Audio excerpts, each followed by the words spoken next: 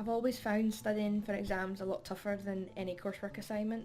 For your coursework assignments, you've got all your information in front of you, whereas for your exams, you're having to rely on your own brain power.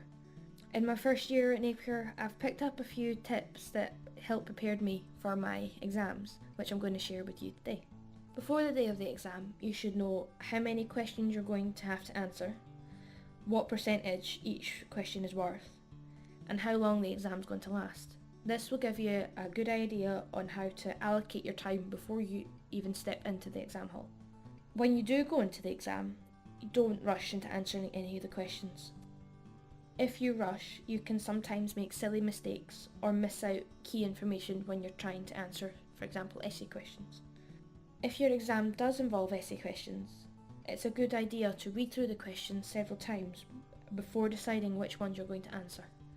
By paying attention to instruction words like describe, evaluate, or provide support for, you can get subtle hints as to how you should answer the question.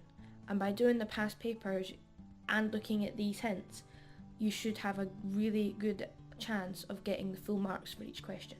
It is also a good idea to draw up a quick essay plan at the back of the exam paper sheet so that you know what you're going to say in each section and you don't go off topic.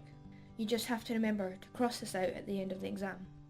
If the exam involves multiple choice questions, you need to make sure that you read all the options thoroughly before selecting your answer. Sometimes there can be two answers that seem the same, but they're there to catch out. You need to read them very carefully and choose which answer you think is most accurate. It's a good idea to eliminate the answers you know are definitely wrong. That way you'll have fewer options that you have to choose from. It's hugely important to leave 10 minutes at the end of your exam to read over your answers.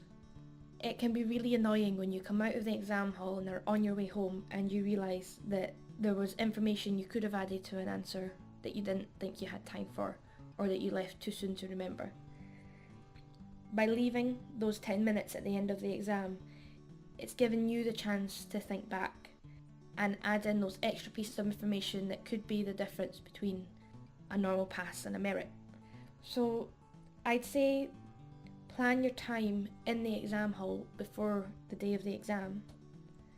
Read all the questions and options thoroughly before choosing to answer.